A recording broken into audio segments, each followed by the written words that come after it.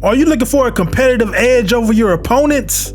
Well, today I'm going to give you guys the best controller settings on NBA 2K24. With these settings, you're going to be guaranteed to win more games. But that's not it. I'm also going to give you guys tips and tricks that the average 2K player doesn't even know. So do me a favor and hit that like, and let's go ahead and get into it. Burn up. One bag, two. I'm from the hood, nigga, I will bag you. Bag three, bag four. Yes, man, it really is me. Mizzo, aka the Instant Burner, man. On YouTube today, I'm gonna give you guys the best controller settings, and I'm gonna break everything down on what everything means, just in case you're confused or new to 2K. But let's go ahead and get into this. First thing first, if you guys don't know, before we get into controller settings, you need to go to regular settings. Go to regular settings, and this is just like Call of Duty. You need to go all the way down, and you need to make sure your motion blur is on 0. I think it starts out on like 50 or something like that. Make sure it's on 0 because this will help you have a smoother experience. You won't lag as much and feel as choppy and delayed on the part. So that's very first thing. The next thing, go to your controller setting, the vibration function. Do you want your controller to vibrate? Doesn't really matter. On, off, it's not that much vibration in the part if you play part. Trigger effects, if you're on PlayStation, this should be off. It just makes everything a hassle when you're dribbling the ball, trying to get, trying to press turbo. Sometimes it's hard, sometimes it's soft, and it just makes everything hard. Shot timing is pretty much, do you want to use shot timing for your shots, layups, shots only, layups? In my opinion, you guys should put this on everything, shots and layups. You do get a boost when you do green your layups, so you want to be able to do that. You already know you should have shot timing on for your shots. Real player percentage is not like 2K22, so shot timing should definitely be on. Free throw timing should also be user timing. Shot timing queue, this is pretty much 2K23's very early, late, and very late. Pretty much jump is early, is very early. Set point is early, push is late, and release is very late. Me personally, I'm a guard and I got a lot of shot timing, so I like to put mine on push if I can. It's just easier to time. Shot meter, you should have this off. Even if you're new to 2K, turn this off, because when you have this off, you get a 20% boost to all of your shots. You need all the help you can get on this game, bro. Just practice your shot, go to the Gatorade, whatever you gotta do. Layup meter, I have mine on to help me green those layups. I would advise you guys to have y'all's on too, but it's personal preference. Free throw meter, I don't have any meter on for my free throws. Shot meter input, you wanna have this right here on all. Have it right here on all. Shot meter location, pretty much what do you want your shot meter to be? Like on my layups, I like mine to the side when I'm laying the ball up. Just personal preference, by your head, but like I said, I like mine to the side. Shot meter size, I am kind of blind, so I like mine large. This is dope by 2K to give you full customization on all of this stuff, man. W2K, y'all spam it in the comment section, W. But next one is shot meter color, your own preference, whatever you like. Perfect release, if you want to see your green pop up, you can put it on, off.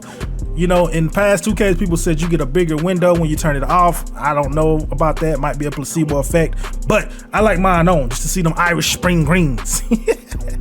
Okay, perfect release location, I like mine above my head, just the personal preference. Again, you can put it by the rim, left side, just whatever you want to do, but I love mine above my head. Player indicator, this is pretty much under your feet. Do you want something under your feet? It might be a circle, it might be an emblem, however you want. Me personally, I have mine on. Indicator, I got mine on medium. Turbo fatigue meter, you should definitely have this on. This is pretty much, it shows your adrenaline bars, if you're tired, how much energy you have. This should always be on right here. Me again, I said I'm blind, so I got mine on large. Turbo fatigue meter location, you can put it on the floor, you can put it above your head. Like I said, this is just the meters. I would advise putting it on the floor. I tried it above your head, it just looks weird. It just looks weird, bro. So on the floor right there. Turbo fatigue meter affiliation icon, you just keep that on. Pro stick function, whenever you see pro stick function, it means your right stick function. Moves that you do or anything to do with your right stick. I would advise to keep this on default. I know some people put it on dribble moves, shots.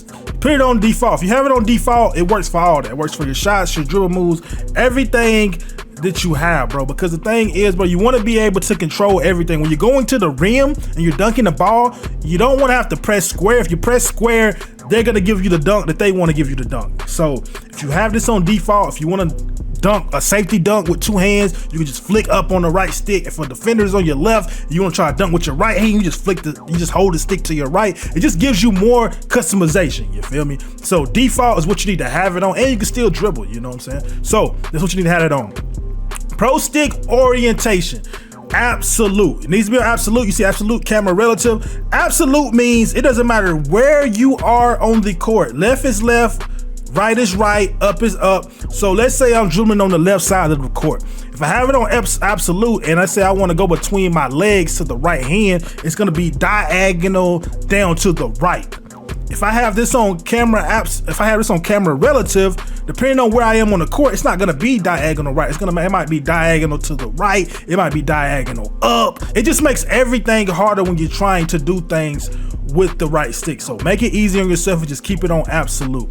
Off ball, offensive mode, it doesn't really matter, to be honest. You can have it on absolute or camera relative. It's pretty much your left stick mode. It's pretty much the same with either one. It starts on absolute, so that's where we keep it at. Double team, this is my career right here. Double team reaction, I have it on auto.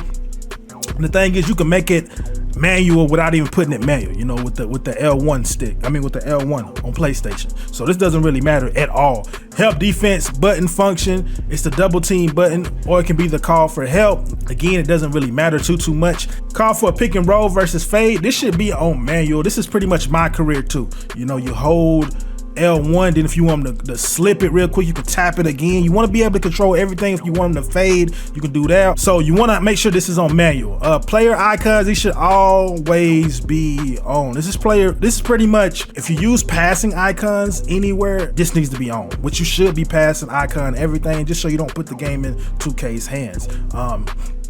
What this is the skip pass. This needs to be enabled too. If you guys don't know, you can skip past the ball by pressing X on PlayStation, but what you got to do, you got to hold it in. So let's say I'm on the right side of the court. I'm playing 3v3 on the park. I'm on the right side of the court, and it's a dude at the top of the court, and it's a dude in my left corner.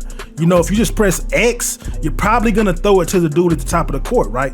But if you hold X, it's not gonna pass it to him. It's gonna skip the pass all the way to the left side of the court, which is pretty dope. I know a lot of people didn't know that, but yeah, this is also be enabled. If you don't icon, like I said, I would advise everybody to get in the habit of icon passing all your passes, but yeah.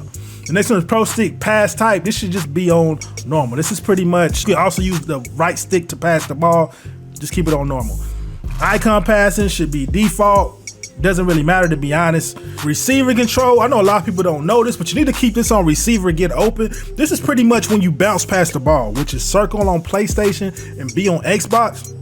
When you bounce past the ball, it will free the guy that you're passing the ball open, which is very cheesy. A lot of people don't bounce past, but hey, you should actually add it in your bag. So put this on receiver, get open. Pro stick defense, again, you need to have this on absolute. So if you like to play hands up, all you gotta do is just hold the stick up. If you wanna steal with the right, to the right, you just flick your stick to the right, no matter where you are on the court, to the left, vice versa, you know? So keep this on absolute. Shading indicator, it pretty much when you're trying to shade and play somebody to a certain spot, it'll show it under your feet, pretty much. Who to guard, personal preference. Some people like to have this off. They say they stick better, they don't get as stuck. I don't know about all that. I keep mine on.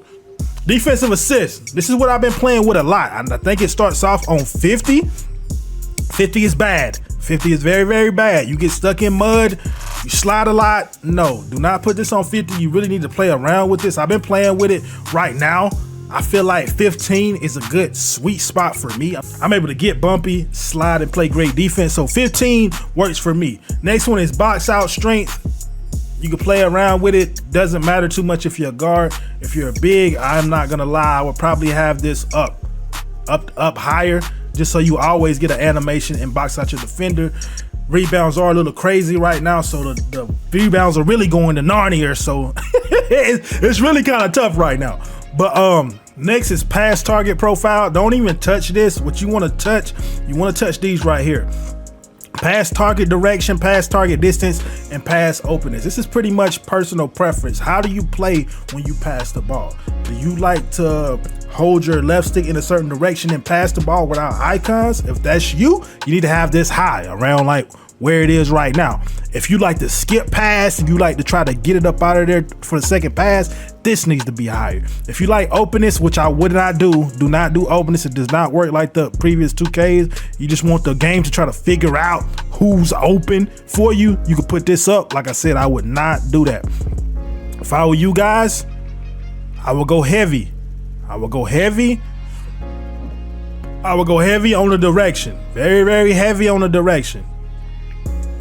Because the thing is, if you want distance, you can just skip pass. You can use the skip pass button. So I would go heavy on the direction. Like I said, though, I would try to icon everything if I was you guys. But that's pretty much it for the video. If you made it all the way through the video, put burn up in the comment section. Again, don't forget to like up the video, and don't forget to subscribe if you're new, because I'm going to be helping you guys with tips and tricks all NBA 2K24. And y'all already know who it is.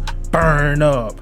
If you're having trouble with your jump shot, click on that box on your left, as I have the best green light jump shot on NBA 2K24. Also, don't forget to subscribe on your right. Appreciate you watching.